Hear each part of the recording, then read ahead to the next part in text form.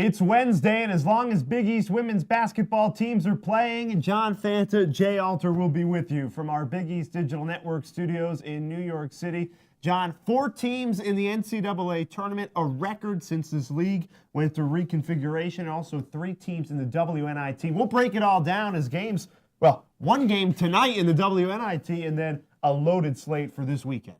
It really is something for the conference. This is a big step for Big East women's basketball, Jay, to get the most since reconfiguration into the big dance. Now, can Big East teams make some noise on the dance floor? That's going to be the key question. But there's some draws that could suggest that. So let's take a look at the matchups right now, and we'll start with the highest seed coming out of the Big East, the Big East champions from the tournament in Chicago, DePaul, and it's a rematch against an Oklahoma team that went to overtime. The Blue Demons won that game 111-108.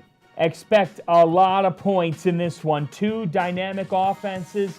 DePaul shooting the 3 as well as anybody right now after a stellar Big East championship game performance, the victory over Marquette.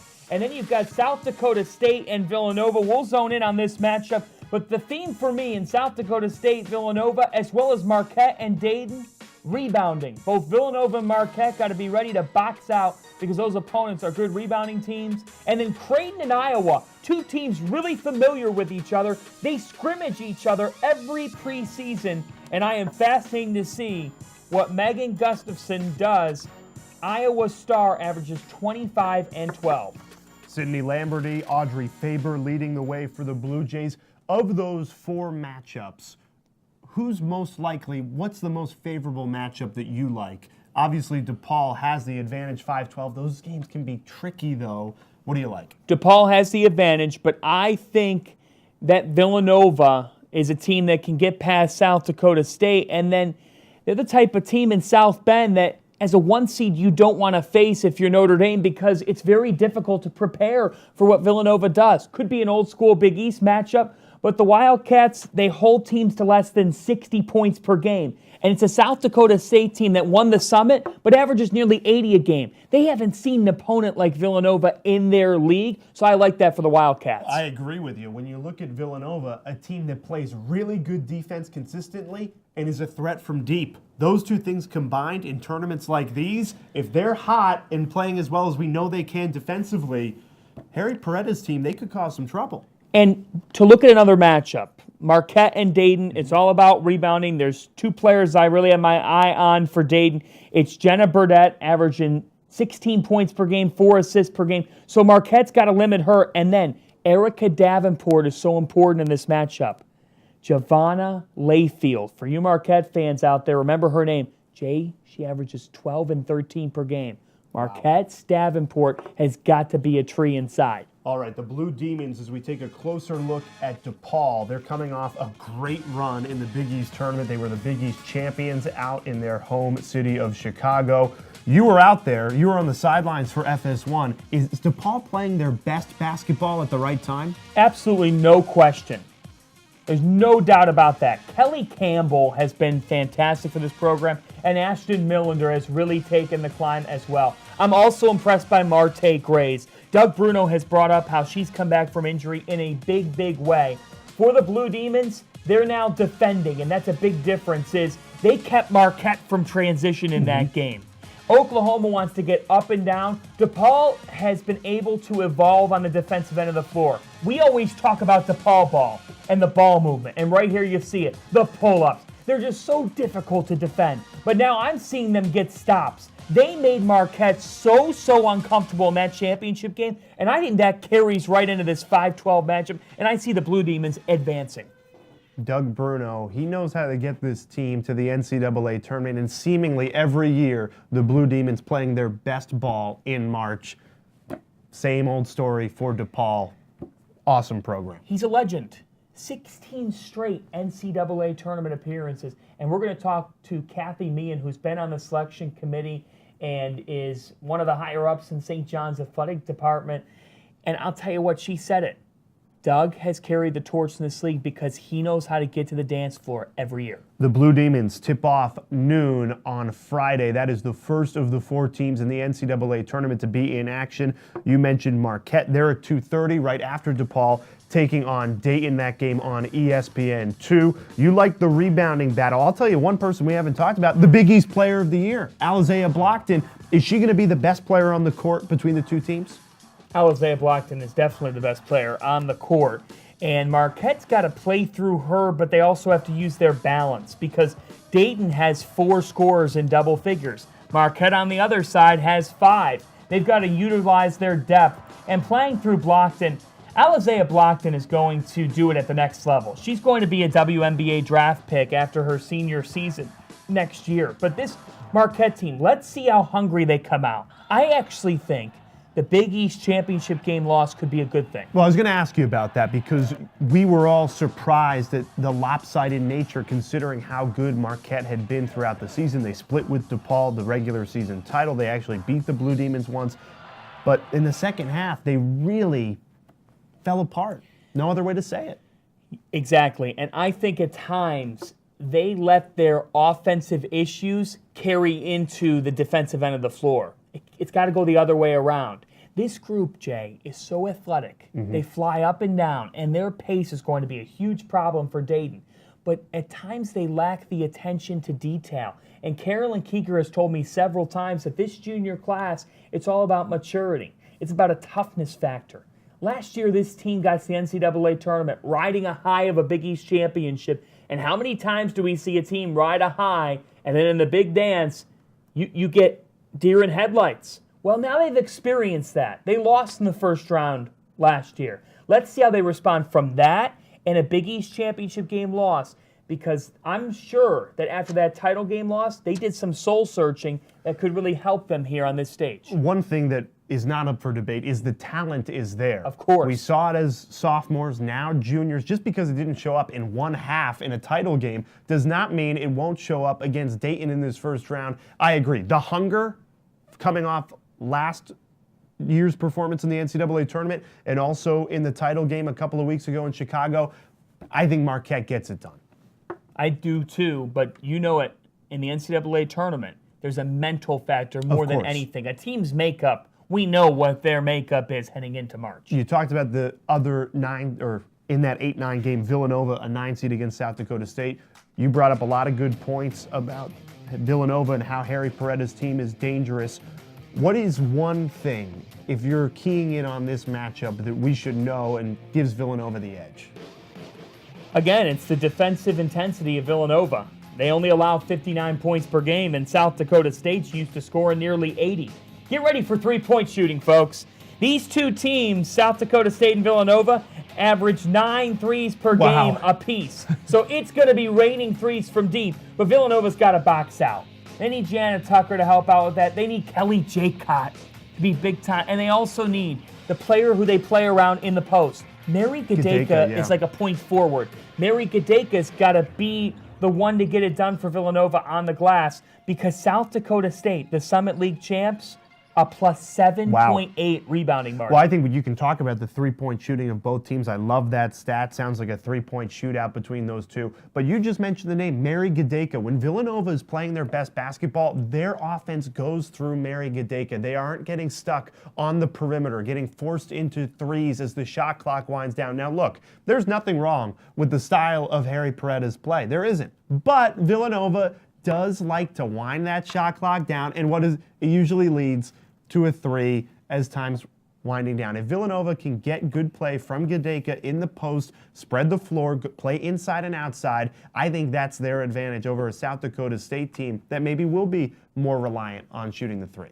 Limit the Jackrabbits to just one shot, because if you give them extra opportunities, they're going to beat you with how great of a rebounding team they are. But for Villanova, they know how to limit teams offensively. They take away the best player. And I'm confident that the Wildcats will be ready to go to get one-and-done stops against the Jackrabbits. What a great story this Creighton Blue Jays team gave us here. We were all rooting for them to get in. Really cool how the women's selection show does it. They announced the final 8 teams under consideration, which 4 will be in, which 4 will be out. Creighton was the last matchup announced on ESPN. We're going to talk to Jim Flanery in a couple of minutes, head coach of Creighton, about the drama that went into that selection. Blue Jays are in the dance.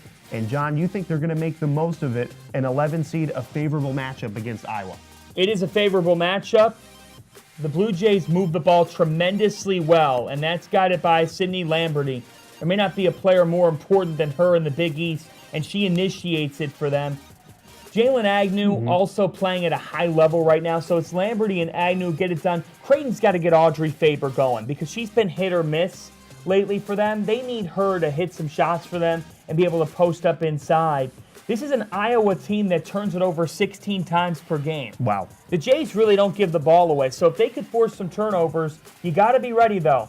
Megan Gustafson, I bring up the name again. She's one of the best players in America. All-American material. 25 points per game, 12 rebounds per game. That speaks for itself, and she's 6'3". Tall task for Audrey Faber. I think when you talk about Creighton, you talk about that three-headed monster of Faber, Lamberty, and Agnew. A player that's been excellent for Jim Flanery's team the second half of the season, freshman Temi Sarda. She has really grown into that role. Coach Flanery told me a couple of weeks ago, I knew how well this freshman Sarda would play on the defensive side of the ball, but offensively, you didn't think you'd need it with those three scorers. Temi Sarda is getting hers on the offensive end of the floor. I think it's really tough. You only have a couple of days to look at matchups. Iowa says, oh, we played this team in the preseason. We know what they're about. Temi Sarda was not on their radar in that preseason game. She could step up, be the X factor, pull the upset. I like Creighton as an 11 seed to make a little run. It's interesting because if they were to win that game, they could likely get UCLA, who they lost to by 9 in non-conference play. Creighton's non-conference schedule was the difference in getting this NCAA tournament bid. Iowa Hawkeyes, though, they had won 8 in a row before the Big Ten tournament. So what does Jim Flanery think about all this? And a thrilling reaction. Jay Alter caught up with him.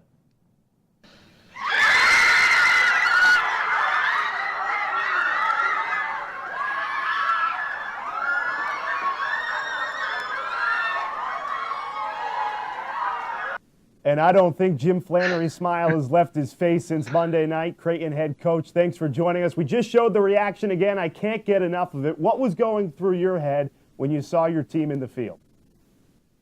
Well, it's just, I guess when you've stood there for 35 minutes, you're a little less attentive because you kind of are maybe preparing for what might not happen. So it took me maybe a second to react to the reaction, maybe more so than even just seeing our name up on the screen. But because, like I said, I wanted to look, but I didn't want to look. So I was worried. My 8-year-old son was there, and I thought he was going to cry if we didn't get in. I was more worried about him and his emotional reaction to not getting in than I was about anything else, maybe. But just, yeah, when you truly don't know if you're in or out, it's just, your feeling is more raw and authentic, I feel like, than if you know you're in and you're just waiting for your seed or your location. But we truly did not know whether we were in or not, and to know that 3 of the 8 teams that were listed as on the bubble were already in. We knew that there was only 1 spot left, and then we were also in the last bracket, the last pot of the last bracket. So really, it came down to being the 10 or the 11 in that particular bracket. So just a lot of raw emotion, and just really neat to be in that situation. And a big part of me was glad that we didn't have a public that we didn't make it a public viewing, because you're understanding that potentially you're not getting in, and just being okay with it being private. But that also made it more intimate, and I think maybe in some ways, again, more authentic. So now you move on. You're playing Iowa in the first round of the NCAA tournament. How do you have a quick memory, get right on to playing competitive basketball? What was the message to the team?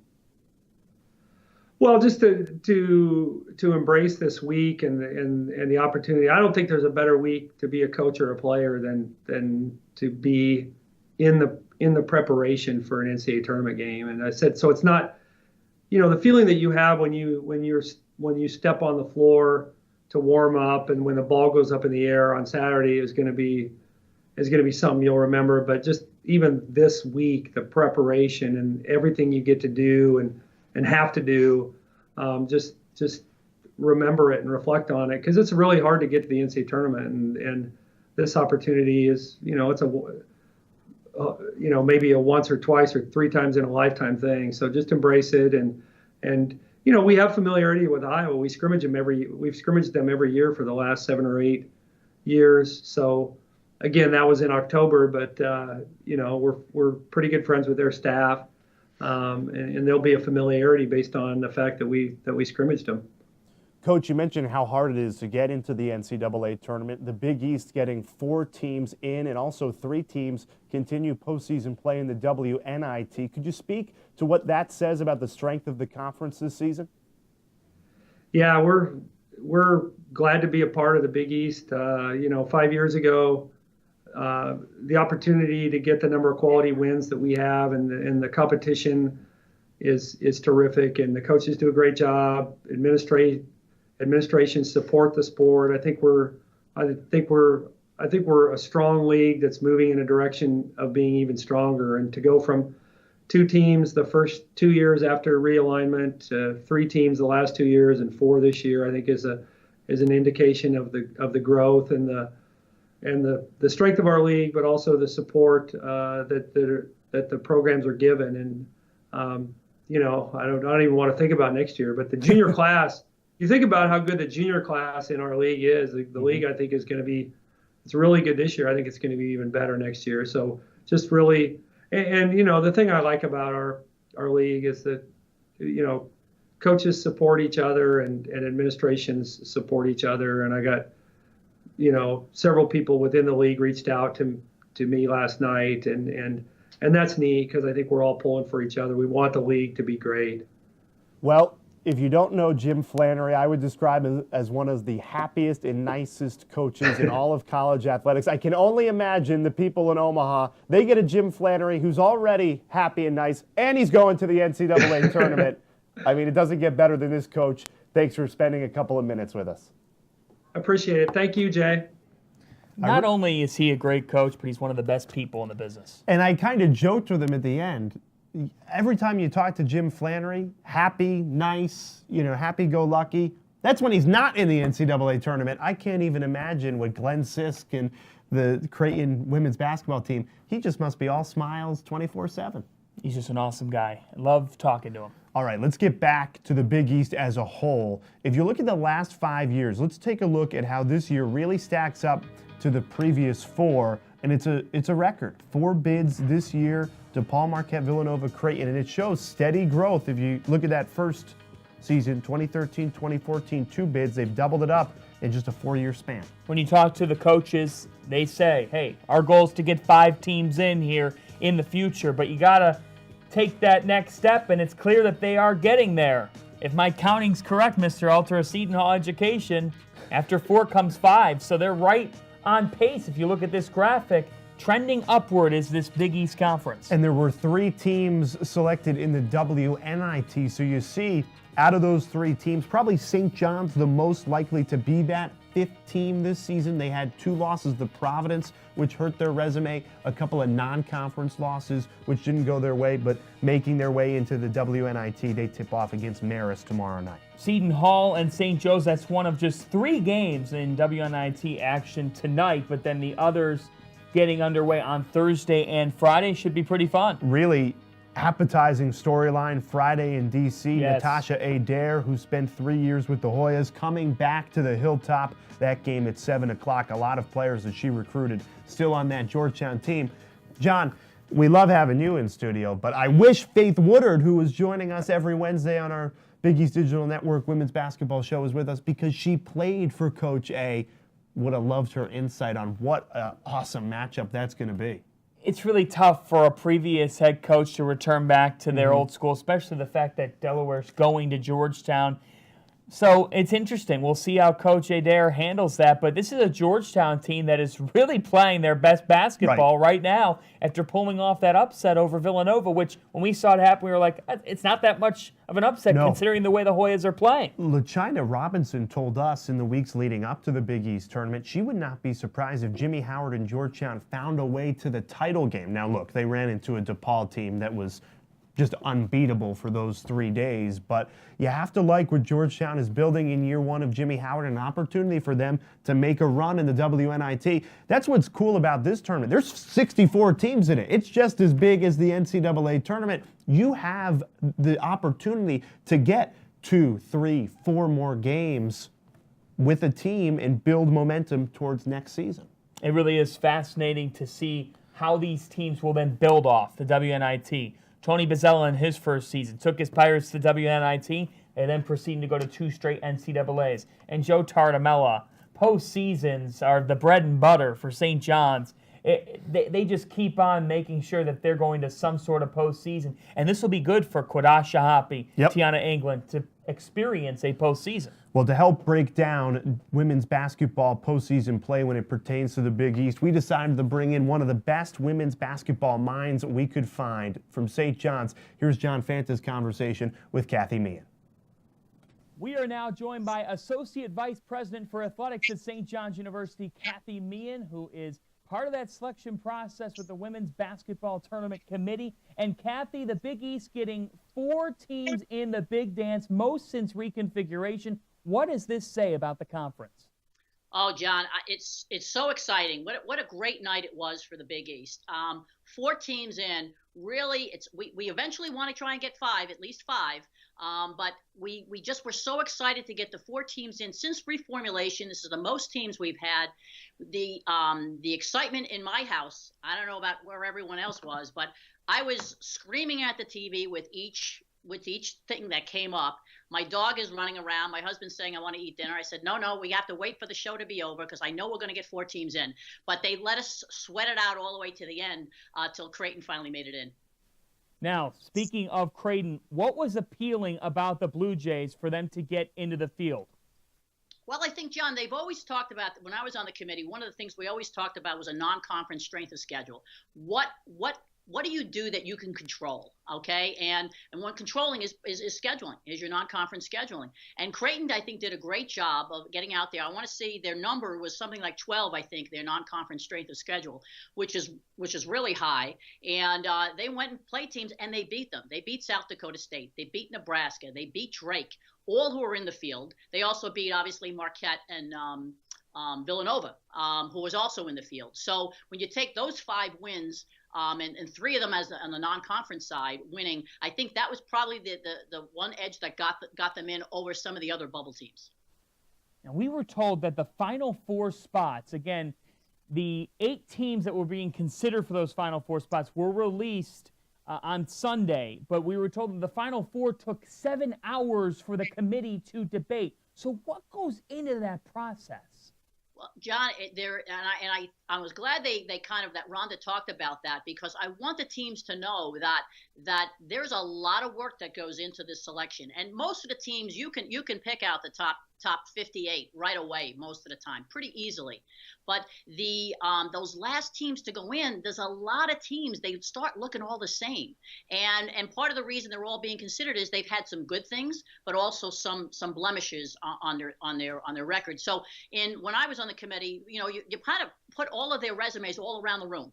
And each time, each of the committee members talked about what are the positives and negatives about each of the teams, and they tried to find ways to differentiate one from the other. And I believe in Creighton's case, we think Oklahoma was the last team in.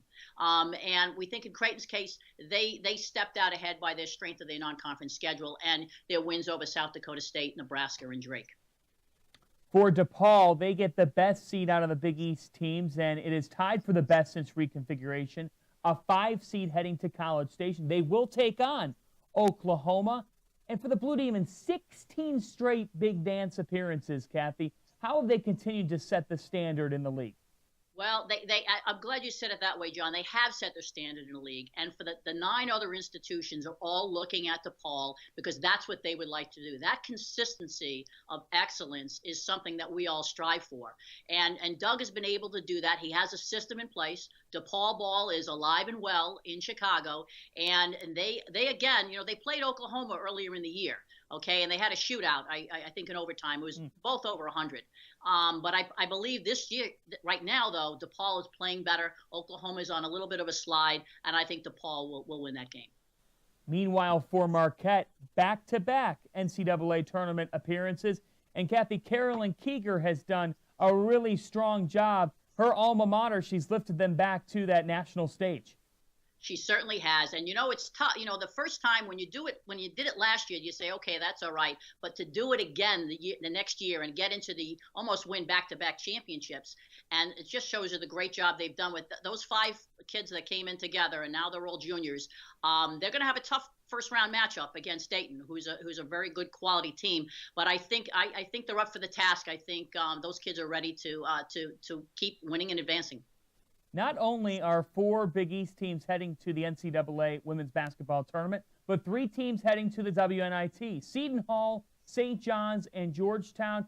Kathy, what kind of a step can this be for these 3 teams? And you can lend that perspective in terms of the Johnnies, a young team that gets a postseason. Sure. I think all of our teams actually are fairly young. I know us in Georgetown and Seton Hall a little bit too. This will be great building for us for next year. But we're all getting an opportunity to play at home. We're all getting an opportunity, hopefully, to win and play again at home. And those experiences will help those teams go forward next year. Michigan last year was the last team, was the Rutgers of last year, and they went on to win the WNIT. And so we're hopeful that one of us teams can do that as well. We might have to start making this a weekly segment. We certainly can, John. I'll be all for it. Great to chat with Kathy Meehan from St. John's.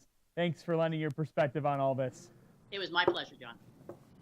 Nobody better when it comes to women's basketball than Kathy Meehan. I liked your idea of the weekly segment.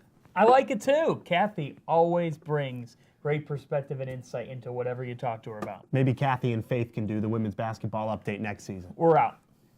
Put us out to pasture. Yeah, they're letting us go. All right, breaking it down for you. John Fanta, Jay Alter, 4 teams from the Big East in the NCAA Tournament. It all starts on Friday. 3 teams in action. We'll be with you next Wednesday to wrap it all up. John, I'm Jay. Take care, everybody. Let's go dancing. Enjoy the games.